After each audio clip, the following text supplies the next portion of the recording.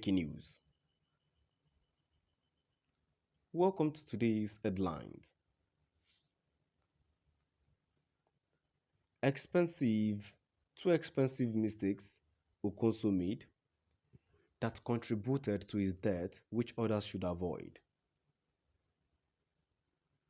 Two expensive mistakes Okonso made that contributed to his death, which others should avoid. To my dear listeners, from wherever you're listening from, please stay tuned as I read today's news. Okonso was killed in Imo State, Nigeria's southernmost state, during a joint security operation.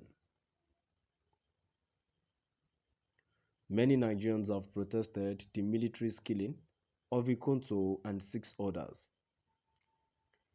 claiming that it is radicalizing the ESN, an armed security wing of the indigenous people of Biafra IPOB, established by Nnamdi Kanu.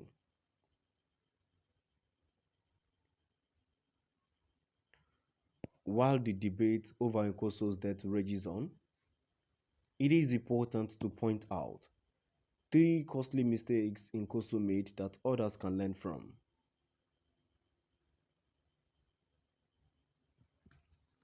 If Okonso had prevented these 3 major blunders, he may still be alive today. After all, no one deserves to die, particularly when the individual has not been found guilty of a crime. 1. He lets people take and share pictures with him.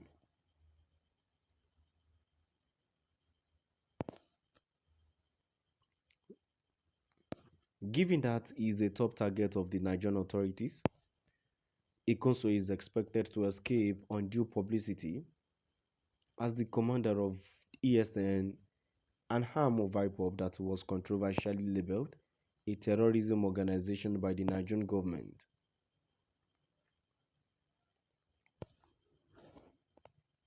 Okonso should have stopped or reduced taking pictures with friends and allowing them to post and take pictures of him on social media. And if he couldn't stop taking photos with his friends, he might tell them not to post them on social media or tag him in them. Those photographs helped to reveal Okonso's identity, allowing him to be easily identified. 2. Okonso did not escape when he learned that security forces were pursuing him and his men. True, soldiers and other security forces had previously attacked ESN in Imo. Before that, there had been other cases. After putting up a valiant battle, Okonso and his men were able to repel the security forces.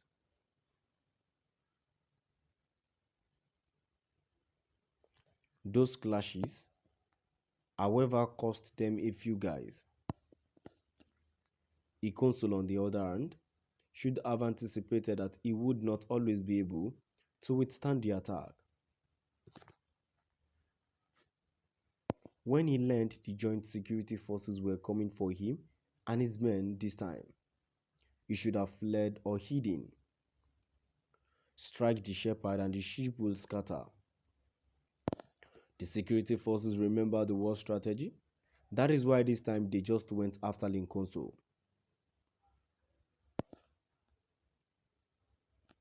They were on their way to kill him. Okonso could have seen the writing on the wall and fled to safety, where he could still command his men.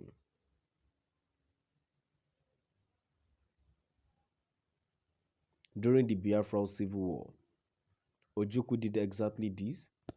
Kanu did the same thing when it became clear that he was about to be killed. After becoming the victim of many deadly attacks, in battle, you must often flee so that you can fight again the next day.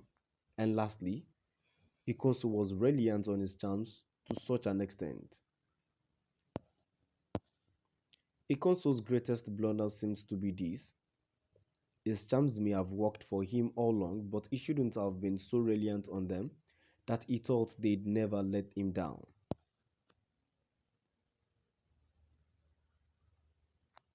Since they know his charms have always worked, his critics must have looked for ways to counteract them. Ikonso would not have considered fleeing into hiding if it had not been for the charms. He simply believed that bullets would not enter his body, or Deshi is the dialect for heat in Igbo language.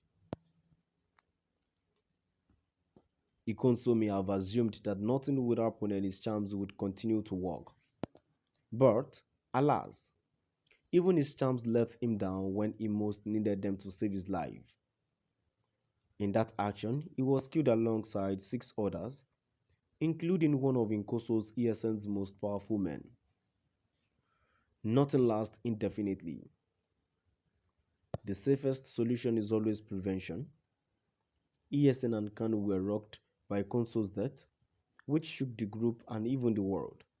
Others will benefit from Konso's costly mistakes and improve their own performance.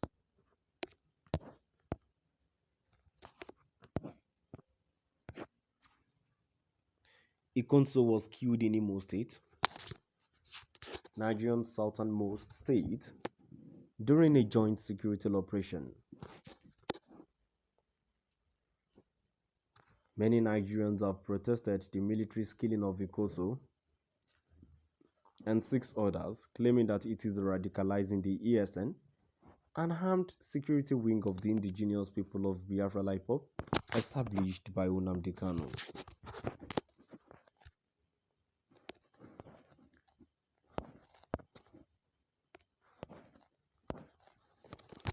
To my dear listeners, from wherever you're listening from, now I've come to the end of our today's news. Please do drop by at the comment section and let's know what you're